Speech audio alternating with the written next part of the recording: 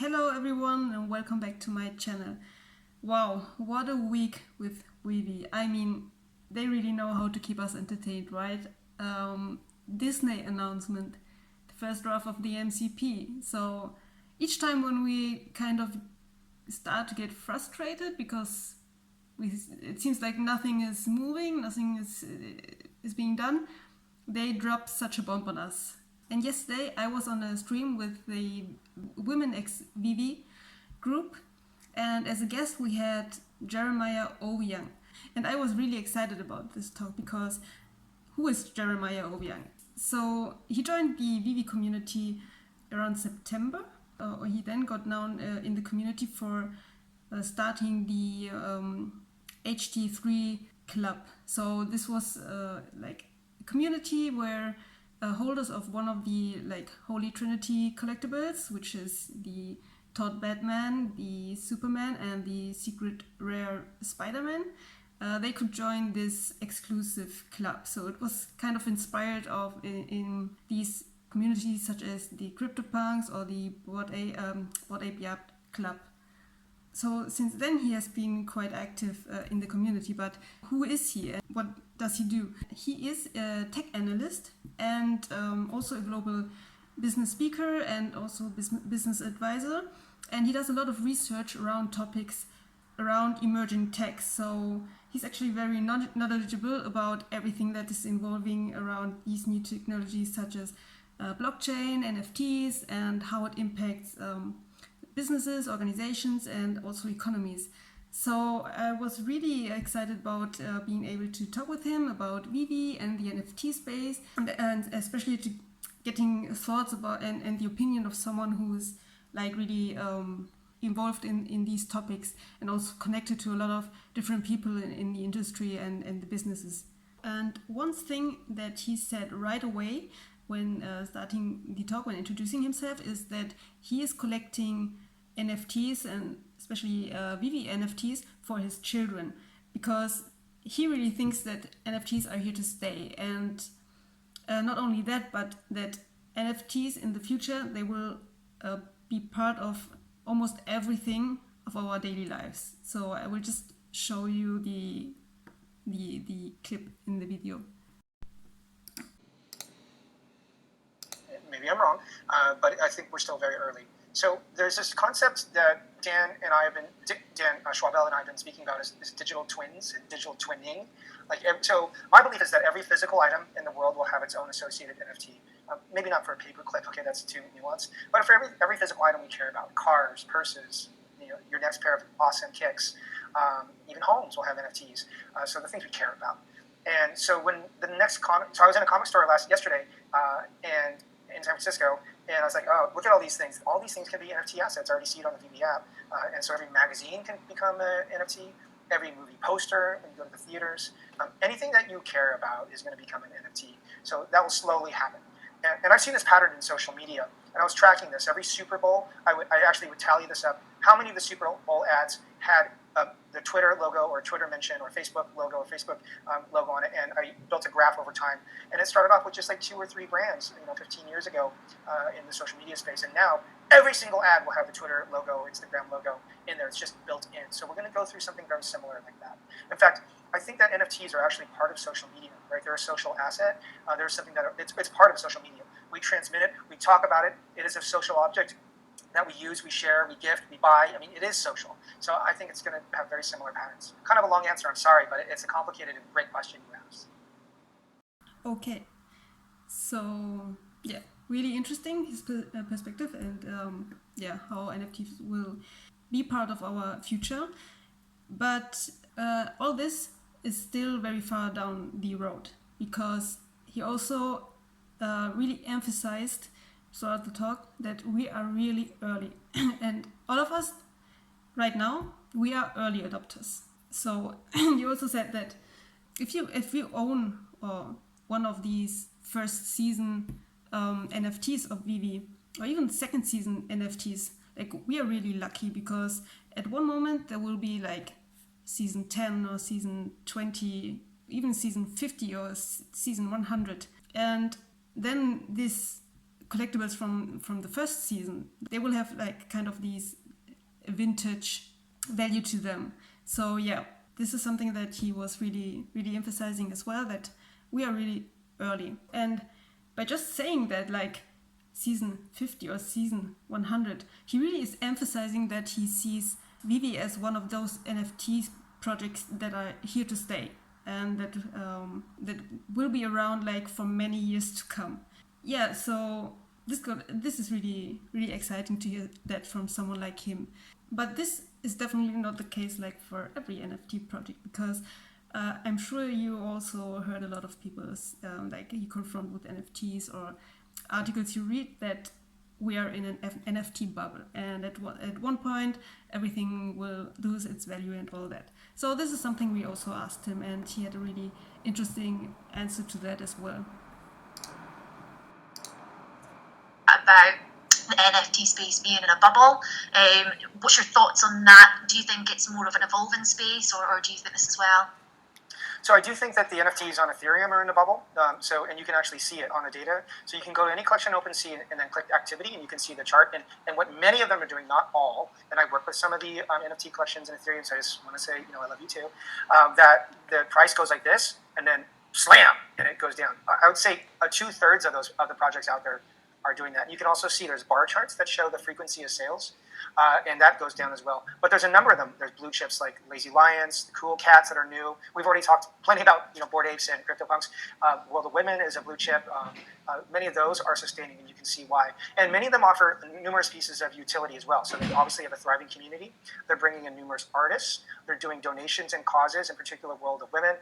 Many of them are turning into DAOs, which means decentralized autonomous organizations or distributed autonomous organizations. And those groups actually generate new NFTs or generate revenues, just like we're all FOMOing for the CP points, which could lead to other things. Those other groups are building additional value. So if you have a couple of those things, community, utility, DAOs, staking, or reward points as well as saying, or fresh content, or metaverse, or physical events, if you can, that's like 7 things I listed off. If you can have 3 of those just hitting it off all the time, then it will sustain. So not all of these NFT communities can win and sustain. So they will have to, quote, pop to your question, Sarah. Okay, so some really interesting things that he mentioned here. First of all, he said that he believes that 2/3 of the NFT projects, especially those on OpenSea and Ethereum, that they will go away or lose their value and they will not survive. But the interesting thing is, so what makes a project, or what does a project needs to have in order to survive? And he mentioned a thriving community, bringing in numerous artists, having a cursor purpose or donations, DAOs, also loyalty programs and staking, and maybe a metaverse. So let's think about Veve. We almost can do a check mark on all of these things. Thriving community? Check. I mean, we all agree that the community of Veve is just awesome. Bringing in numerous artists, check. I mean, not only we have numerous artists and IPs and brands, but also different products like the collectibles, comics. We also had like the James Bond movie ticket, kind of NFT. Then we have animated, we have interactive, and there's still so much more to come that they hinted us that they would branch out into so much more different types of collectible, not only collectibles, but products. So there's still much more to come here. And loyalty program and staking, we know this is also coming. We already saw the first draft of the MCP program, and we know that there will be something for the OMI token as well. Metaverse, we know the Veveverse is coming. So yeah, we can make a check mark on almost all of them, and this is what shows that Veve really is a strong project. And the importance of like having a strong community behind the project was mentioned also several times throughout the conversation we had. And yeah, we all agree that Veve definitely has a strong and vibrant community. And he also believes that, because I really liked how somewhere in the stream he said, Veve, you come for the NFTs and you stay for the people. And I think a lot of us, we can relate to that statement. Yeah, and I really think the importance of the community just cannot be emphasized enough. So it's really nothing that we should underestimate, because maybe a lot of people think that like one of the strong points of Veve is that they have so many IP licenses, but we do know that they are not exclusive. And we also know that there are a lot of projects that are on the race to building a metaverse. So Veveverse will not be the only metaverse that will build experiences around IP content. So for example, Fortnite is doing it. You may think, like, Fortnite isn't it a game? Yeah, but they are also often mentioned to be the closest to becoming a metaverse, and they are heavily focused on IP content as well. We're going to show you in tweet. He says the Fortnite creative director at the Game Awards in 2019, he stated, "The goal is to create a metaverse, a place where all IP can live together and where all kind of experiences can happen." So this really sounds very similar to the idea of the Veveverse. So there will be other metaverses, and which ones will survive? And he also had a really interesting thought on this question as well. Do you see all of them surviving, or only one surviving maybe? Yeah, there's over 20 metaverses right now, but it's kind of like, here's a great example. How many social networks apps do you have on your phone? But how many do you actually use? 3, 4, maybe 5, but you barely use that one except to talk to your aunt and uncle, right? It's like, yeah. So it's going to be the same thing with the metaverse. And once you and your friend circle settle in on one, it will lock up on that, right? At one time, there was 20 or 30 different social networks, right? And many of them did not survive. So I guess it will be again about the power of the community and which absolutely it's the community, Kelly, but also which one can put forth. So you are all early adopters, but when the mainstream comes, they mainly care about 2 things. And I've done surveys and research on this. It's convenience and price. Like they're not going to go through the barriers on OpenSea and with the wallets. They're not going to do that, and I don't want them to do, because they're going to make a mistake and somebody's going to scam them. We don't want that, right? It's not the cleanest experience. So they're going to go where whoever makes it easy and it's not charging them too much.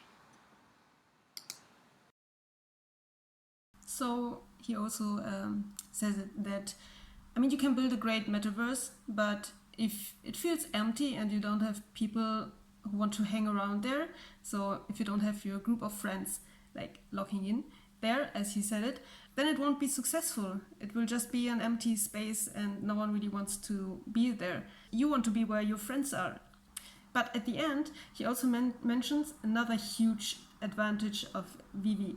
He also says that the masses, like the average people, not the early adopters like us, they are looking for 2 things basically: convenience and price. So this means like ease of use. And he actually mentioned that earlier in the stream as well. Literally, that's their title, to create wonderful stories and experiences. Marvel's been creating content for 80 years and creating experiences, and this is the world that many people in the mainstream want. I do as well. I want to be in both worlds. So Veve is going to bring on the masses. Veve is going to bring on the normal people who are not willing to set up a MetaMask wallet, deal with seed phrases, gas fees, understand which crypto works with which on which blockchain, and then worry about scammers and fake NFTs. That's for a different type of person who's willing to put things at high risk. Versus Veve and the brands that are associated here. The brands. So Disney's a former client of mine, Disney Resorts. So they're very risk averse. I mean, they're the most powerful media and entertainment brand in the world. There's no reason for them to ever want to put their fans at risk. No way. Why would they ever want to do that? So they need to work with partners that provide a clean, well-lit space that is safe for their fans. And Veve has done that. And so I think that's where it really shines strong.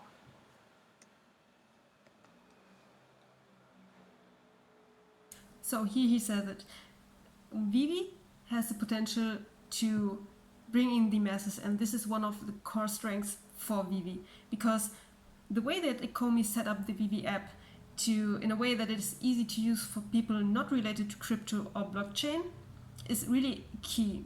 Also, for them using the term digital collectible instead of NFTs, all that was really a smart move from Veve, and definitely also played a huge part in them getting the trust and the licenses on board. So it gives a lot of confidence to hear someone like him talk like that about Veve, seeing that he sees so much potential in them and that he sees Veve draw in the masses and be here around for years to come. It's just super exciting to hear that and makes me really bullish on the project. And yeah, I mean, we talked about a lot of other topics as well. We touched upon what he thinks about the partnership with Disney, also if he sees some risks related to it. But I don't want to make this video too long, and you're very welcome to look at the stream. So if you want to wrap it up, basically NFTs are here to stay, and they will form a big part of our everyday life in the future. However, we are still very early, and we can be very excited about that fact. Also, we saw that Veve has all the key elements to be a really successful NFT project and also build a really successful NFT community. And as long as they are able to maintain this community and grow this community, they can also build a really successful metaverse. And I'm really excited for the Veveverse. So I hope you liked this summary of the stream we had. I just wanted to bring you some of the key insights that I took from the conversation with him, and I hope you found it interesting as well. And yeah, if you liked it, then leave a like. Also comment your thoughts on what we discussed and on his views on the NFT space. And yeah, thanks for watching, and see ya.